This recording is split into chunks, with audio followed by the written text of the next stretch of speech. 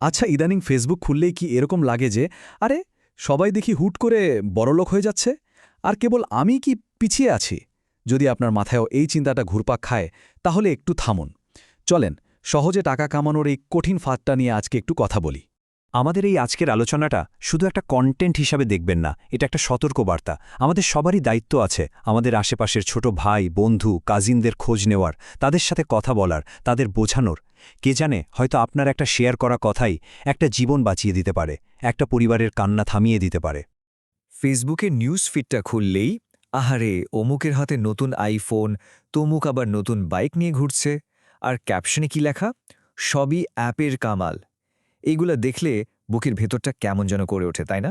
মনে হয় ধুর, আর কতদিন এভাবে চলবে, একটা শর্টকাট তো লাগেই।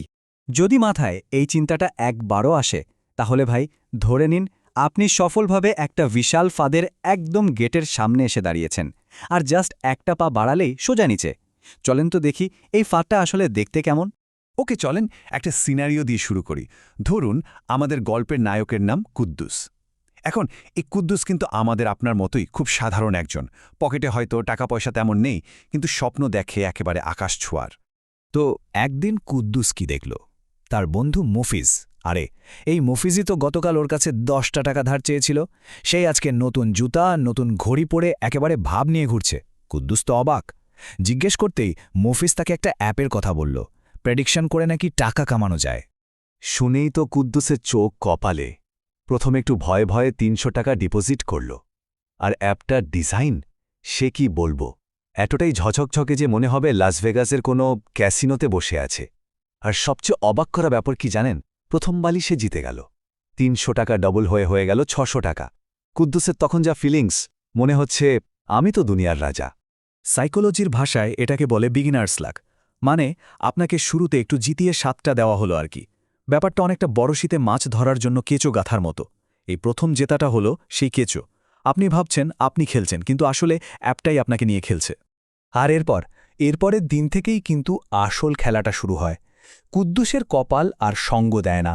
সে ধীরে ধীরে, আস্তে আস্তে একটা গভীর গর্তের দিকে তলিয়ে যেতে থাকে। কুদ্দুসের মাথায় তো তখন অন্য হিসাব। সে ভাবল, বাহ, ৩০০ টাকায় যদি ৬০০ হয়, তাহলে তো ৩,০০০ লাগালে কাল সকালেই ৬,০০০ টাকা পকেটে। যেই ভাবা সেই কাজ।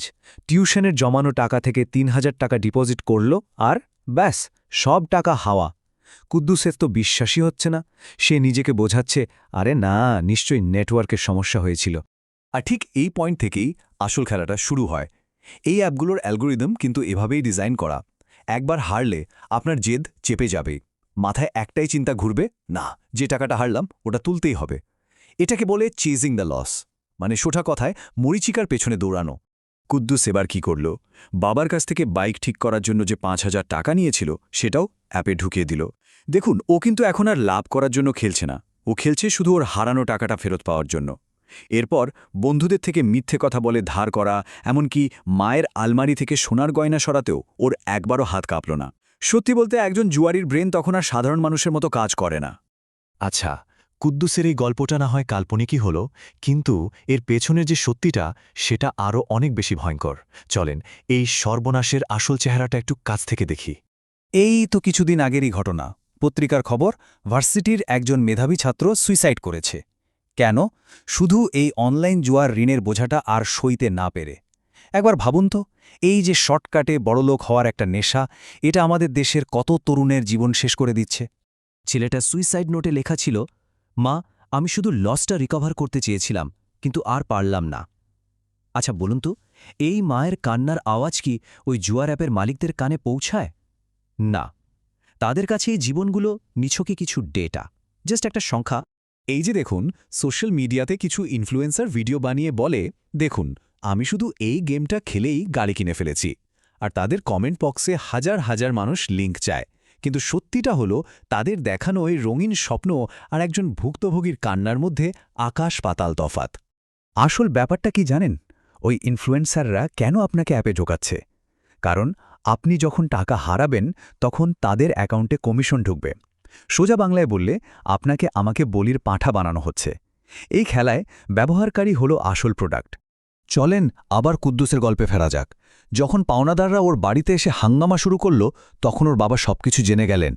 কুদ্দুস তো ভেবেছিল জীবনটাই শেষ করে দেবে, কিন্তু ওর বাবা ওকে বকা না দিয়ে ওর পাশে এসে দাঁড়ালেন। বললেন, শোন, টাকা গেছে যাক, জীবনটা তো আছে, ভুল করেছিস, এবার শিক্ষা নে।